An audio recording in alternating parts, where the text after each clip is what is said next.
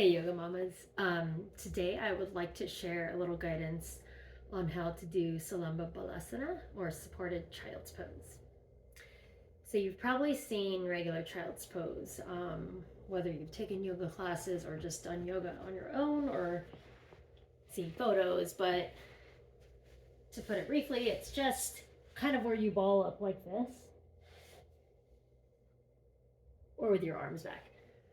I like to say ball up. It makes you feel like cozy, like rolling up into a little ball.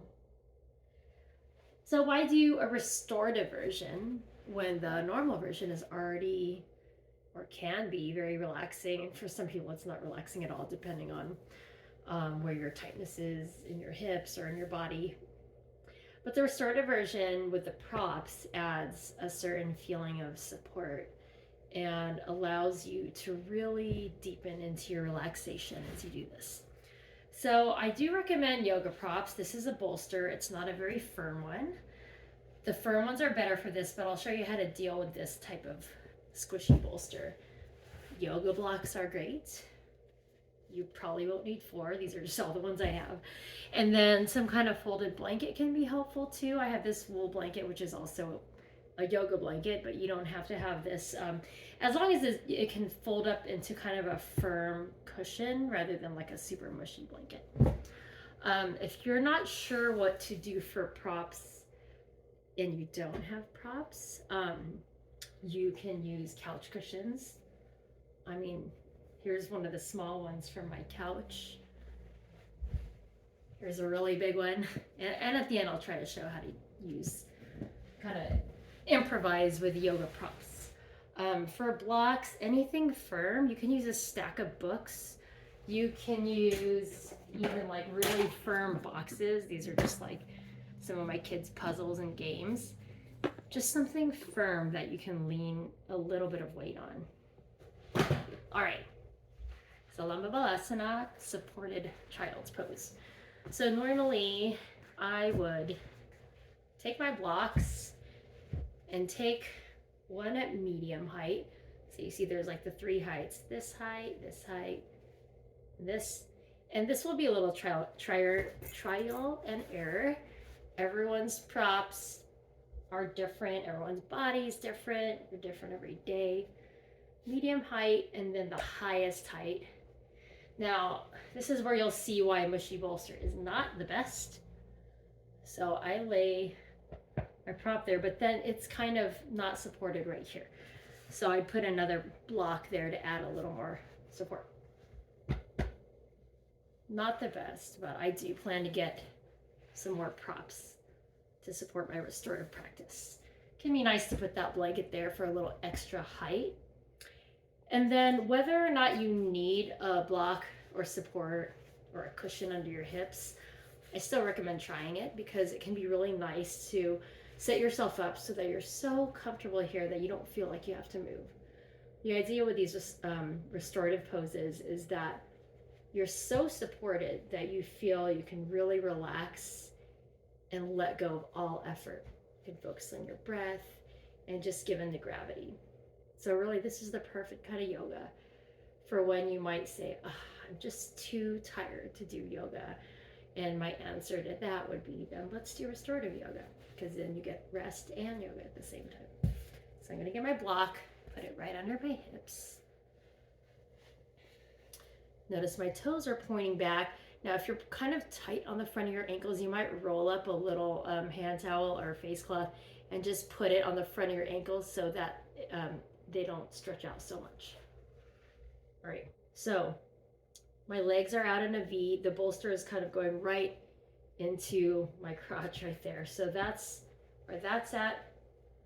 Maybe shake my arms out a little and loosen up my neck and head.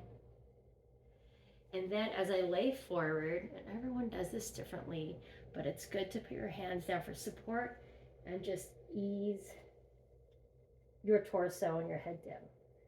You can stack the hands and rest your forehead on your hands.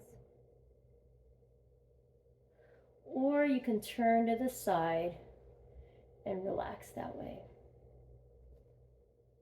I want to take glasses off if you have glasses like me.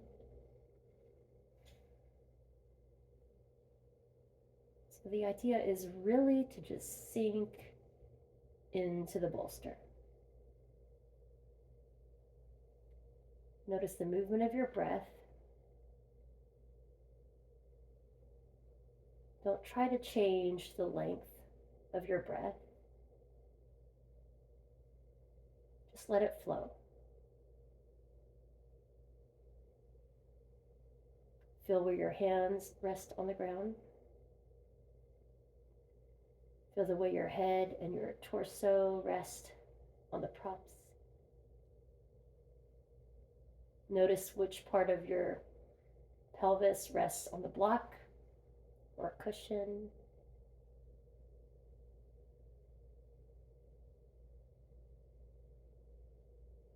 Continue to breathe and notice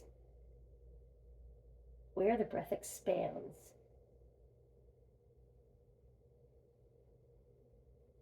As you inhale, you might notice the breath expands into the chest and belly against the pressure of your props.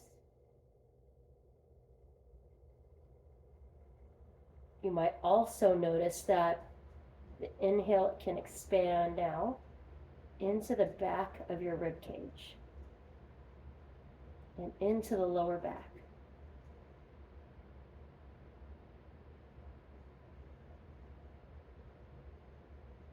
You might even notice that if you're really relaxed and the breath is really truly deep, you might feel your inhale expanding into your pelvic floor against the block or cushion you're sitting on.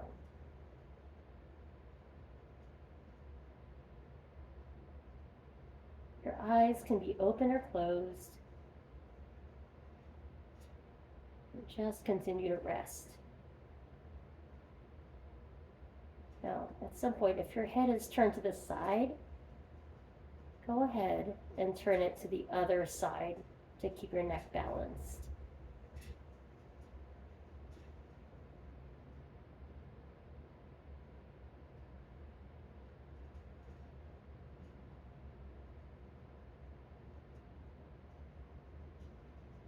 After noticing your breath, you can bring your attention to your mind and just notice what thoughts are passing through.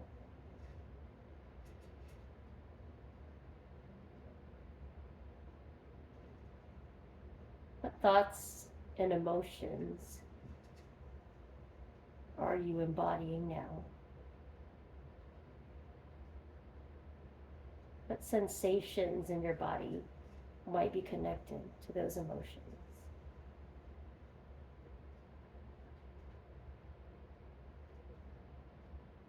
And this way we explore our internal landscape, your bodily sensations, thoughts, emotions, and breath.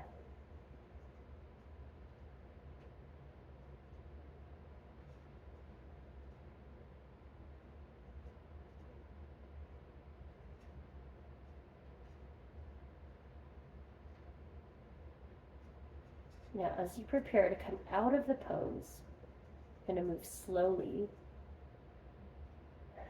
And you can begin by slowly pressing down through your hands and use that pressure to push up.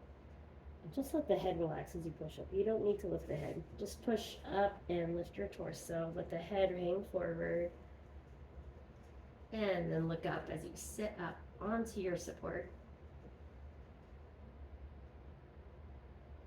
I'm not sure how long that was, maybe a few minutes. Some people like to set a timer. Others just like to feel it out and come out when they're ready. I recommend trying this if you've never done this before. Just do a few minutes. If you're a lot more experienced in yoga or restorative yoga, you can stay longer, 10 or 15 minutes. But always listen to your body. It doesn't matter how experienced you are. You might have a day when a shorter stay in a posture is more appropriate. So I hope you give it a try. If you didn't try it during the video, that's all right. You can always just do it on your own and just have silence instead of my voice guiding you. but some people prefer that verbal guidance while they're in it. Feel free to comment on this video if you have any questions. I hope you visit the post that's linked to this video as well at urbanyogamama.substack.com. That's my yoga newsletter. And thank you so much for watching. Have a great day.